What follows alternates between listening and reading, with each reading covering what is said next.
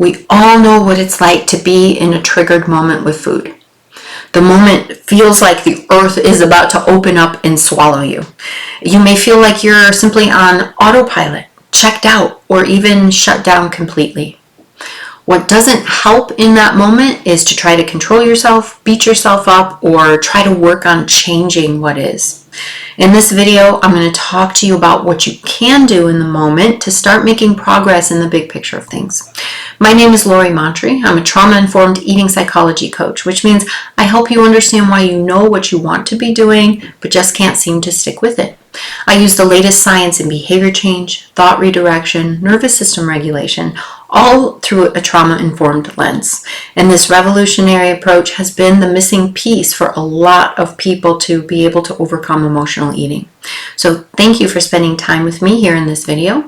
If you haven't already, I want to encourage you to please subscribe to the channel. It will make sure that you have access to more content to come, and it will also help me reach more people who need support with emotional eating. So please subscribe to the channel.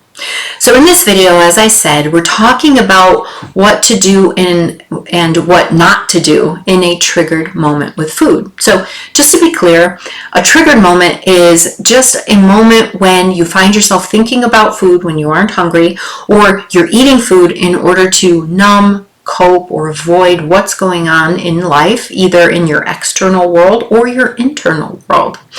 And this is a really frustrating place to be. I know, because I used to experience triggered moments every day, and it feels so good to not be in that place anymore. So in those triggered moments, you may find yourself either berating yourself, shutting down, justifying your actions, right? And in this video, I want to invite you to drop those ineffective, soul-sucking strategies and try something different. But before we get into what to do, let's dive into the anatomy of a triggered moment. Specifically, let's look at what's going on in your nervous system when you're feeling triggered. Now, most often, when you're wanting to eat emotionally, your nervous system is in a state of survival. This means that you're feeling activated or possibly shut down and disconnected from your experience. Both of these states indicate that your nervous system is in survival mode. In survival mode, your limbic system or lower brain takes control of the situation and starts calling the shots. When this part of the brain is activated and running the show, your higher brain, prefrontal cortex, gets shut down. And this is really important to understand because your lower brain is interested in getting you through the next 2 minutes with as little pain as possible. It doesn't care how you're going to feel in an hour. It just wants you alive in an hour. It will always take the quickest, easiest way out of discomfort. It will always choose to eat in a triggered situation if that's what it's been trained to do. So contrast survival brain to your higher functioning prefrontal cortex.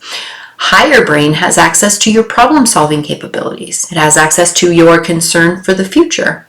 It's present, aware, and able to make a conscious choice that's in alignment with your overall goals. It can help you close the refrigerator door and find something better to do when you're feeling triggered. So, simply put, survival brain emotionally eats, and higher brain can make a different, more aligned choice. So based on this simple fact, it's easy to see that one of the most important keys to overcoming emotional eating is learning to step out of survival brain and into higher brain.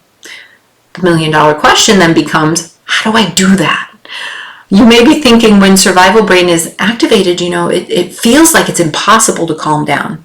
And yeah, that's a really good point. It is hard to calm down when survival brain is triggered. In fact, it's even challenging to even remember that calming down is a goal in the first place. But I promise you that it is so important to your overall sense of well-being. It's even harder to calm down when you're beating yourself up, punching yourself, trying to solve your problems, or control yourself. So that's why I started this video with the advice, never do those things.